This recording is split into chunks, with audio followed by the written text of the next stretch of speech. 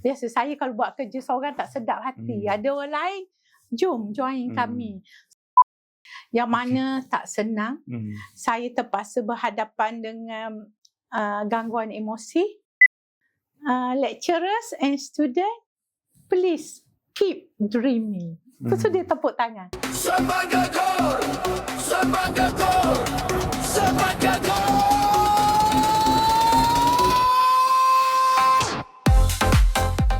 Baik, kita kembali ke blog yang keempat, ke siri yang keempat podcast kita bersama in person bersama Puan Hajah Zamra binti Rahman, pengarah PSMZA. Dan untuk makluman Puan setakat ni satu-satunya guest podcast yang kita buat sampai 4 blog. Biasa kita buat 3 blog je. Nasiblah korang. Jadi blog 20 atau 15. Ini dah kira 80 minit lebih lah ni kalau habis kita punya blog yang keempat ni. Okey Puan, tadi kita ada ruang masa yang jauh daripada Puan start bekerja. Tiba-tiba suami pencen gitu. Jadi jauh. Jadi Puan masuk bekerja 1992 di Polisas. Tapi Betul. Puan background software engineering. IT, computer science. Computer science. Tapi di Polisas tahu saya tak ada pula jabatan teknologi maklumat. Tak ada lah berkaitan tu. Macam mana boleh masuk ke Polisas? Okey, ceritanya pada tahun 1992 tu di bawah Jabatan Perdagangan kita ada satu program. Masa dulu dipanggil kursus lah. CJ Pemprosesan Data. Jadi CJ Pemprosesan Data ni dia memang menghala kepada programming dan memproses data. Kalau kita tahu apa yang dikatakan data itu, kita kenalkan sikit lah. Data adalah entiti atau sesuatu yang data adalah entiti yang sangat kecil dan jika diproses dia menjadi maklumat.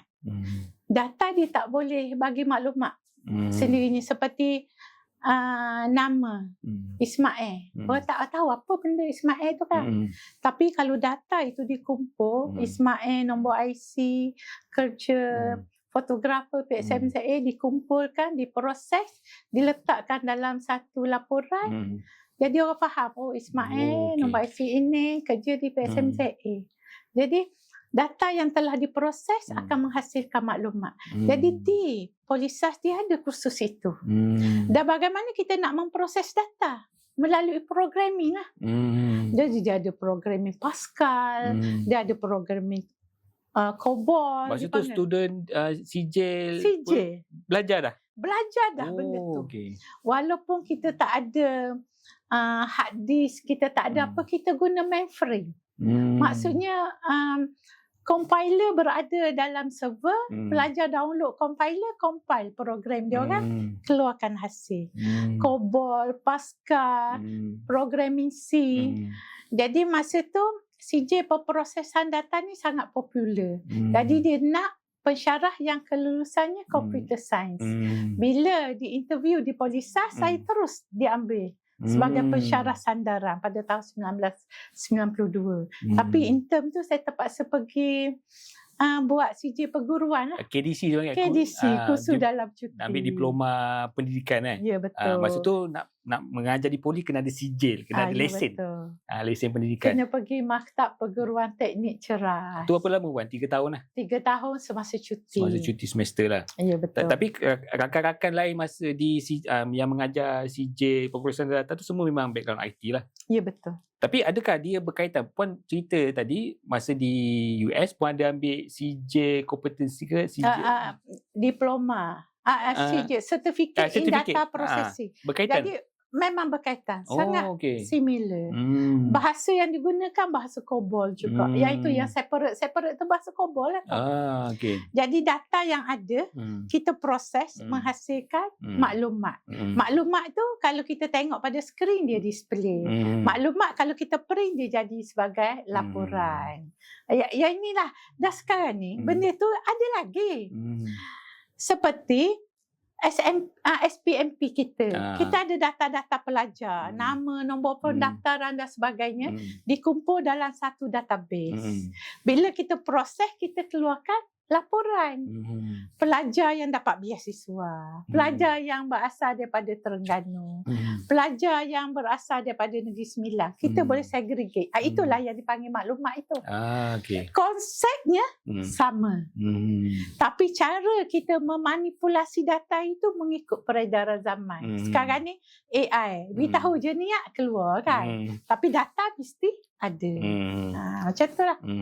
Tapi masa dulu kita kena tahu sintek, yang saya kata sintek, error, cara nak buat programming tu kena tahu semua sekali. Apa dia parameter, apa dia tu. That's why student saya ada kat PSMCA dulu. Encik Yaswadi itu adalah student saya. Dan saya telah menghasilkan cucu dah sekarang ni. Zainal Fitri itu adalah student kepada Encik Yaswadi, which is cucu saya. Tapi konsepnya ada. Jadi lepas Puan masuk mengajar sebagai pensyarah biasa, lepas tu saya difahamkan Puan menjadi ketua program. Bidang logistik. Itu macam mana Puan? Boleh lari tu daripada pemrosesan data ke logistik? Betul. Macam mana tu? Pada masa dulu, bila satu ketika CJ pemprosesan data ni dijumukkan. Okey. Dijumukkan pada tahun 2009. Jadi saya tak ada tempat nak pergi. Masa zaman Datuk Bakar jadi pengarah Polisah, dia kata dah you jadi ketua program logistik lah. Pada masa yang sama jumukkan CJ pemprosesan data. Dia offer program baru, itu logistik. Logistik tu bawa di Jabatan Perdagangan juga. Jadi apabila saya diberi mandat untuk menjadi ketua program logistik dan saya tak ada pengalaman, tak ada kelulusan, tak ada CJ apa-apa, saya cuba mendapat bantuan daripada BKPK sekarang untuk menawarkan staf-staf yang mengajar bidang logistik ni ada pengiktirafan CJ dalam bidang logistik. Jadi BKPK berusaha dengan Open University ni menawarkan CJ profesional dalam bidang logistik. Jadi cuti semester pula. Ini kali kedua dah. Kali kedua. Tadi diploma pendidikan kan. Kami pula pergi berkampung di Shah Alam di bawah Open University untuk menjalani kursus selama sebulan, dapat diploma professional in logistic and freight management. Dan saya berusaha tu seperti biasa. Saya berusaha untuk Polisas. Dalam masa yang sama saya ambil juga pensyarah daripada PSP yang tawarkan bidang logistik. Kami berkumpul. Biasa saya kalau buat kerja seorang tak sedap hati. Ada orang lain, jom join kami. So seramai 10 orang. Tapi diorang background asal itu memang berbeza-beza lah. Berbeza-beza. Tapi nak dapatkan professional diploma bagi membolehkan kami dapat pengiktirafan mengajar logistik itu. Jadi 10 orang berkumpul. 10 orang daripada Polisas, 10 orang daripada PSP. Sebab dua-dua politeknik ini tawar program logistik. Jadi kami berkampung sebulan di Politeknik Shah Alam. Maka tamatlah kursus itu, dapat kami masing-masing professional diploma. Yang mana melencong ni, yang mana tak senang.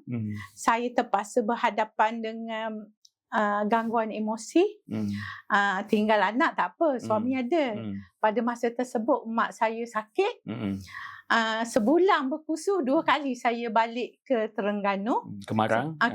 Kemarang terus dari Shah Alam terus ke hospital Kuala Terengganu. Mak saya warden. Kali pertama tengok mak okey, kuat hati, balik semula ke Shah Alam. Minggu kedua orang beritahu baliklah tengok mak lagi kan. Daripada Shah Alam langkah Pahang balik ke Kuala Terengganu, tengok mak, telefon suami bawa anak-anak balik. Pagi Jumaat pukul 11 mak saya meninggal. Tapi sempat. Bagaimana perancangan Allah tu sangat cantik. Saya yang jauh daripada Shah Alam boleh berada bersama mak saya, sedangkan orang Marang tak boleh berada bersama mak saya pada saat dia menghembuskan nafas yang terakhir. Itu saya rasa sampai sekarang saya sangat-sangat mempercayai perancangan Allah itu adalah yang terbaik kepada kita. Walau dalam apa sahaja keadaan. Jadi, saya sempat bisik pada mak saya, kalau mak nak pergi, mak pergilah. Kami, adik-beradik, alhamdulillah, boleh menghadapinya. Terus mak saya tak ada. Dia cuma bertahan lah demi anak-anak. 10 hari dia koma lah. 10 hari. Pada 10 hari bulan 12, 2010, mak saya menghembuskan nafas terakhir dia pada hari Jumaat. Dan saya berada di situ.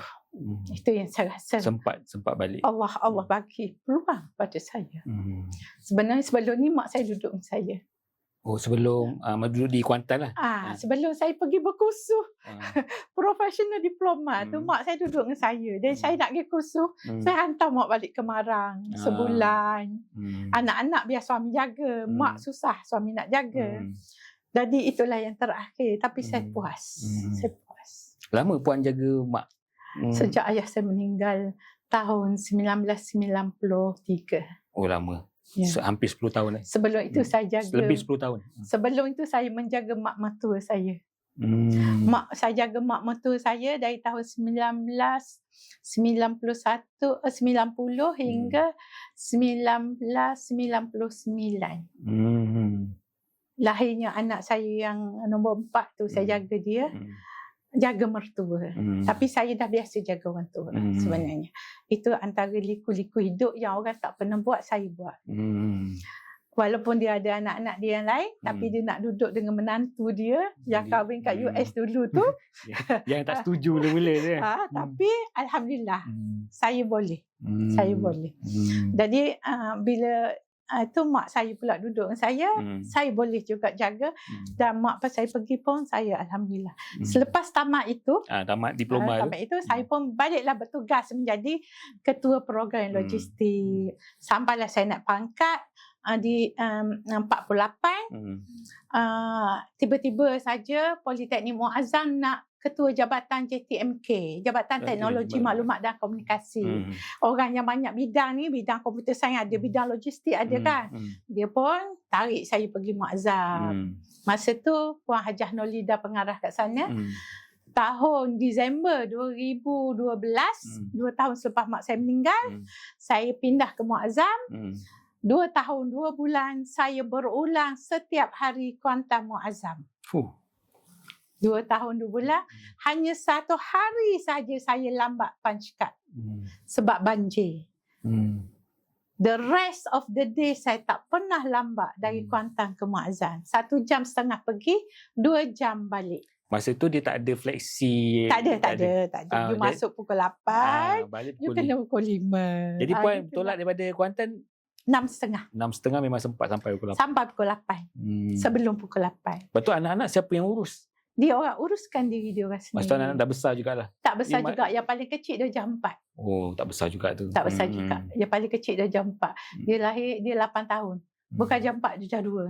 Darjah 2? Dia jam 2. Dia lahir tahun 2004. 2012 saya tinggalkan dia orang.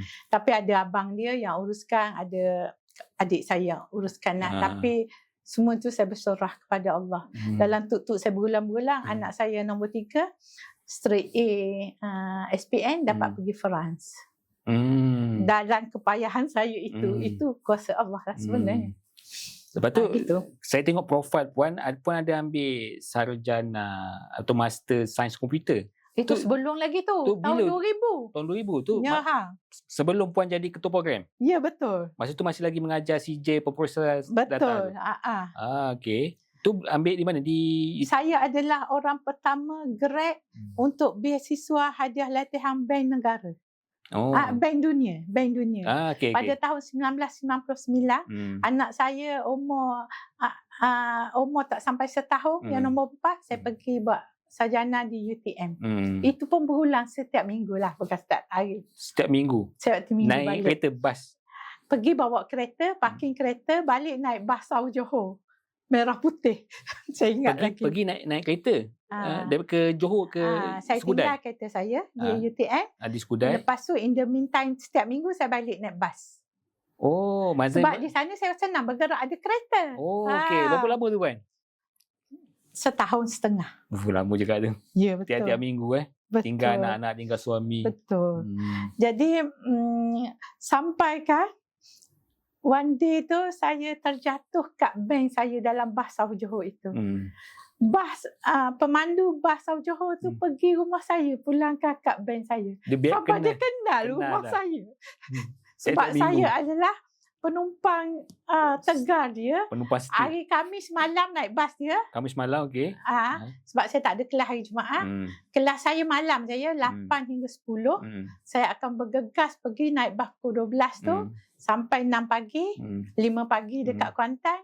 Tak tidur dah. Tangan sebelah masuk baju dalam mesin. Tangan sebelah cari bahan dari komputer ni untuk buat paper. Pukul 7 hantar anak sekolah. Ambil alih tugas suami lah. Sampai setahun setengah. Sampai kan saya nak viva pun, husband saya ada di Itali hari tu. Terpaksa bawa anak saya pergi UTM. Oh, okey. Berkampung dalam bilik komputer lab kan. Bawa semua lah masa tu anak? Tak, bawa yang kecil yang sekali. Kecil, okay. Yang kecil sekali. Hak kecil tu bijak tu. Duduk dalam lab. Lepas tu tahun 2000. Tahun 2000. Jadi saya dapatlah sarjana computer science dan saya orang pertama grad untuk beasiswa Bank Dunia. Bank Dunia. Sampai dia orang tanya, kan 2 tahun, tak nak extend ke? Cukuplah setahun setengah. Cukup. Okey, kemudian kita fast forward lepas puan jadi KJ, balik ke Polisas menjadi ketua SISAC. Masa terus jadi ketua SISAC ataupun jadi pensyarah dulu ke macam mana? Jadi pensyarah biasa dahulu. Masa itulah saya buat persidangan nasional CityWeb itu. Persidangan tu saya uruskan satu persidangan yang besar lah. Di Polisas je? Ya, saya lead. Walaupun saya buka kopi. Sebab mula saya nak buat persidangan ni untuk bidang logistik sahaja. Tapi disebabkan dia orang kata ada bajet untuk buat CityWeb punya persidangan. Saya tu okey, saya take it. Kita buat dan masa tu end up the most number of papers, 183 paper dibentangkan. Yang paling banyak lah untuk CityWeb punya persidangan. Kena tahu kan CityWeb? Okay. Dia akan rotate. Rotate. Jadi masa tu saya ambil daripada PTSB.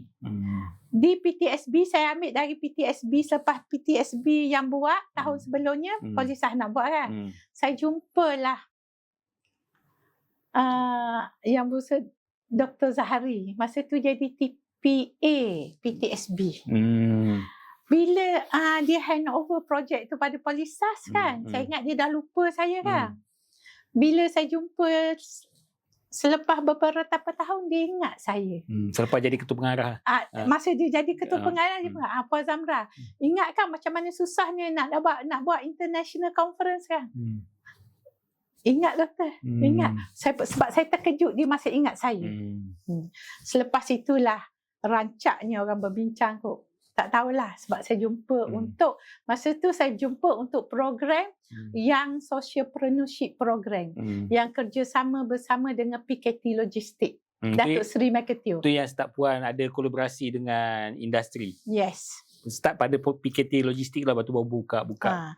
Masa saya jadi ketua program logistik itu, saya dah berkenalan dengan PKT Logistik. Dan PKT Logistik kata, Polisas adalah institusi yang pertama yang approach PKT Logistik. Sebab tu PKT Logistik kalau dia nak buat apa-apa, dia selalu ingatkan pertemuan pertama itu. Jadi pada masa kami buat lawatan ke PKT Logistik, Datuk Seri Maketio tak ada. Dia perkenalkan dia punya filosofi, dream of it, itu semua-semua tu kan. Jadi bila dia tak ada, dia kata dia just landing dekat KLIA, dia rushing ke PKT Logistik sebab tim kami ada. Masa saya tutup ucapan dia tu, dia tepuk tangan. Sebab ayat yang terakhir saya, lecturers and students, please keep dreaming. So dia tepuk tangan. Sebab itu filosofi dia. Dream first. Walk the talk. Dream dan sebagainya. 5 filosofi dia itulah. Dan untuk menjadi rakan kolaborasi industri ni tak mudah, Cik Ijam. bila kita nak berjumpa dengan industri, kita tak boleh datang dengan tangan kosong, dengan fikiran kosong. Kita kena buat homework dahulu. Kenal siapa industri yang kita nak bermeeting, bermesyuarat itu. Barulah kita talk the same language. Kita maksudnya dia bercakap, kita tahu apa yang dia nak daripada kita. Buat homework sangat penting. Credibility pengarah is very important. Nak bring forward the institution to the industry. Dia bukan senang nak bercakap, jumpa industri boleh bercakap, jalan. Tak. Kena ada strategi yang sangat rapi. Perancangan 10 tahun yang akan datang supaya industri melihat kita punya mission and vision itu. Dan dream dulu. Dream dulu. Barulah industri trust us. Action kemudian. Mission and vision tu kena ada. Bila dah percaya pada kita, kita kena follow by the action. Sebab tu Cik Ijang, saya berkolaborasi dengan PKT Logistik bukan setahun. Bermula tahun 2010 lagi. Aktifnya 2012. That's why Badro dia selalu kata 13 tahun dia kenal saya. Badrul siapa? Dia adalah pegawai khas Datuk Seri Michael Teo. Okey. Jadi kami bekerja selama 13 tahun. Selama 13 tahun. Berapa bajet PKT turunkan pada Polisas? Berpuluh-puluh ribu, ratusan ribu untuk hidupkan projek keusahawanan sosial ini. Ternyata berjalan sampai sekarang menjadi sebutan. Dan Puan bila jadi pengarah PSMZA, bawa pula PKT Logistik tu ke PSMZA. Itu strategi. Sebab saya nak indulge dengan industri yang lain, saya tak kenal sangat kan.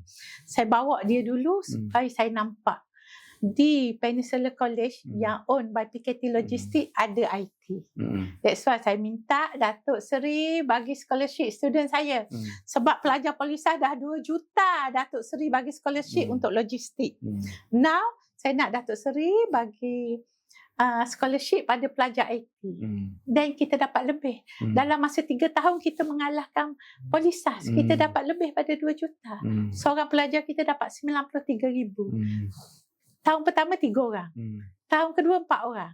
Tahun ketiga 5 orang. So the thing is kita nak hubungan itu baik. Bagaimana? Kita tak boleh senyap. Kita kena datang kepada industri. Beritahu apa yang kita nak. That's why bila kami setiap tahun kami buat Malaysian Book of Record tu, saya dah tahu keyword dia apa. Keyword yang Datuk Seri Michael Teo is a CEO of Malaysian Book of Record. So, dia akan support kita punya program. Bila dia support punya program, happy, ada two-way collaboration. On the top of IT punya pelajar lah. So, kita start dengan nak buat pusat pentauliahan, E&E dalam bidang semiconductor. That's why kita pergi ke PKT Logistik, buat courtesy visit, bercerita apa yang kita nak dan sebagainya. Industri bila dia dah trust kita, dia willing to help. Dia more than that. That's why sampai sekarang saya mengikat industri dengan mengadakan 5 portfolio. Yang mana orang kata impossible nak ada 5 portfolio. Mana ada industri nak jadi ketua portfolio ini. Tapi kita cuba dalam mesyuarat penasihat industri baru-baru ni ada 5 portfolio. Portfolio alumni which is sangat relevan dengan RPTM kita yang baru ni. Dia nak bawa alumni balik ke institusi untuk mencurahkan bakti. Kita ada portfolio alumni. Kita ada portfolio keusahawanan. Kita ada portfolio latihan dan kompetensi. Kita ada portfolio pemerkasaan bakat pelajar. Kita ada portfolio kebolehpasaran dan latihan industri. 5 portfolio ini kita lantik industri menjadi ketua. Dan ternyata mereka sangat excited untuk memegang portfolio ini. Puan boleh sebutkan industri yang Puan ingat antara yang terlibat. Kita shout out sikit. Okey, kita shout dia. Sebab apa? Berasal daripada PKT logistik tu kan. Saya berjalan dalam industri ni, kita melihat ECRA tu sangat Best dekat.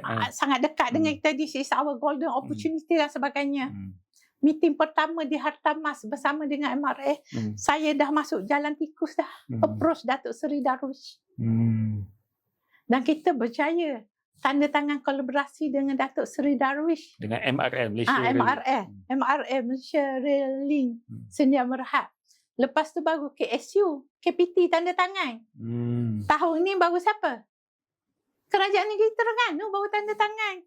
Kolaborasi dengan MRA. So what? PSMZ leading the way. This is the thing. Looking forward, strategi, synergizekan apa yang patut. Dan siapa penasihat industri kita sekarang? Datuk Seri Darwish, pengerusi kita. Dan timbalan pengerusi adalah IR Baharudin, orang daripada Petronas Instat. Dan 5 portfolio tu diketuai oleh industri. Portfolio keusahawanan Datuk Seri Dr. Michael Teo. Portfolio alumni Datuk Bayuri. Portfolio latihan dan kompetensi SRC Global Datuk Nur Hisham. Portfolio pemekasaan bakat teknologis Faiz Bintara, penasihat kepada JTMK. Dan satu lagi portfolio latihan dan kompetensi Tuan Haji Rozmi yang terlibat dengan EV electric vehicle punya teknologi. Dan kita latih 5 orang ikon ini, orang yang kuat memegang industri ini supaya dapat membantu PSMZA maju ke hadapan dalam semua bidang. Keusahawanan, bidang EV, alumni kita diperkasakan, pemekasaan bakat pelajar kita. Kita nak itu supaya menjadi satu daripada semangat, motivasi bekerja warga PSMZA. Dan sebenarnya kita berada di landasan yang betul lah. Dengan pelantikan portfolio ini, dengan 5A Plus ini, dan juga 5 matlamat PSMZA bermula pada 2023 hingga 2030 itu, 5 matlamat ini, kita berada di landasan yang betul bagi menjayakan aspirasi rancangan pendidikan tinggi Malaysia 2026 hingga 2035. Puan masih bersemangat walaupun lagi beberapa hari nak. Itulah saya sebenarnya. Saya pemalu jugalah semangat itu. Bagus Puan, bagus. Jadi sumber inspirasi pada kami-kami yang muda ni lah. Dan diharapkan segala laluan yang Puan dah buka boleh dikekalkan, dan industri jangan lagi walaupun Puan dah bersara, tetap kekal dengan PSMZ. Kita ada pegawai-pegawai yang masih lagi meneruskan visi dan misi Puan pengarah kita. Tapi saya ada strategi je lah. Pada 5 Februari nanti, hari Khamis ni, kita akan bermesyuarat dengan panel penasihat industri bersama 5 portfolio itu di MRL Hartamas Kuala Lumpur, yang mana akan dipengurusikan oleh Datuk Seri Darwish, yang mana beliau pun berkobar-kobar untuk membantu PSMZA. Sebab apa? Sebab kita hubungan kolaborasi dengan MRL ni berada pada tahap win-win situation. Sebab kita berjaya menghantar 65 orang pelajar polisisi untuk menjalani latihan di LRVTC, Lijo Vocational Technical College itu, untuk diploma kedua, diploma in rail. Dan setelah tamat 10 bulan itu, maka mereka ini akan diterima bekerja dengan ECRL.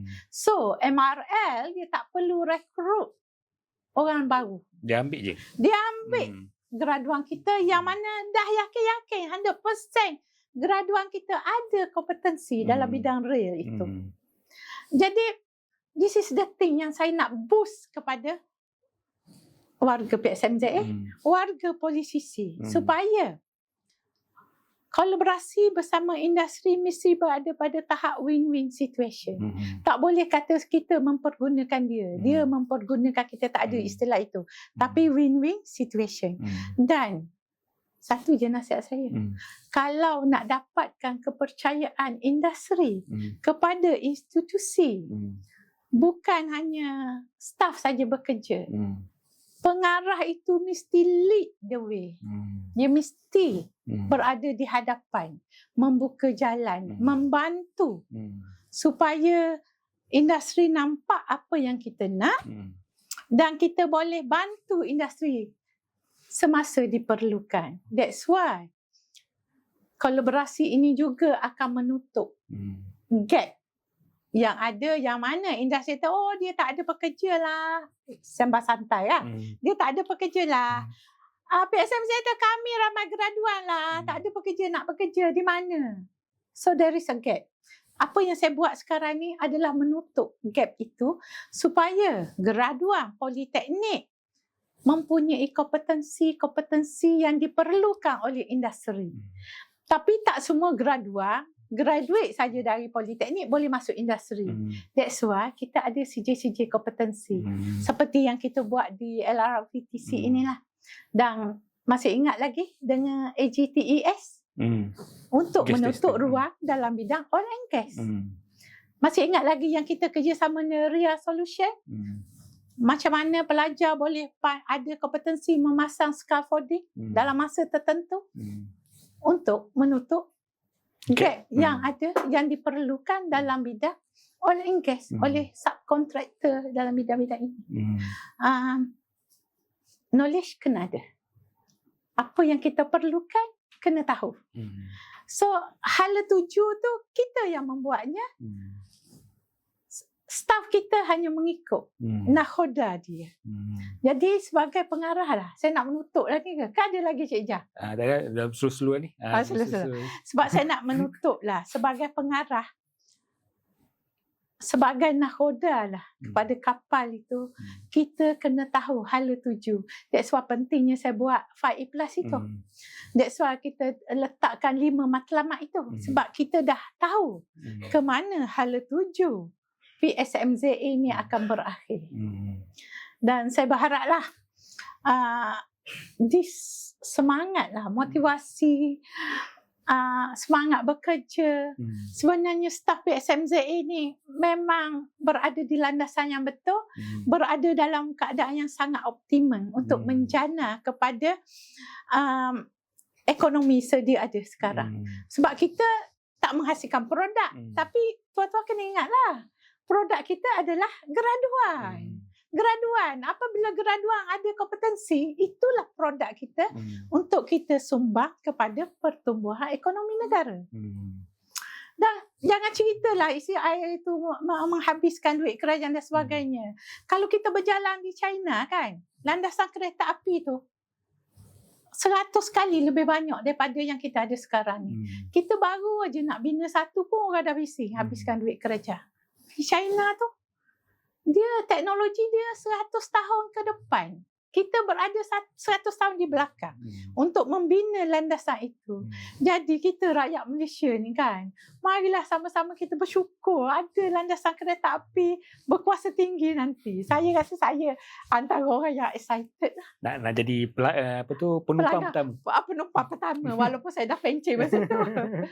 Okey Cik Jah. Okey, terima kasih Puan Hajah Zamra bin Rahman, pengarah Politeknik Sultan Mizan Zainal Abidin yang ke-8 atas cerita yang panjang. Kita ada 4 slot untuk sesi bersama Puan pengarah kita. Sampai jumpa lagi. Jangan lupa like dan subscribe channel PSMZA Shout TVET. Jumpa lagi. Assalamualaikum.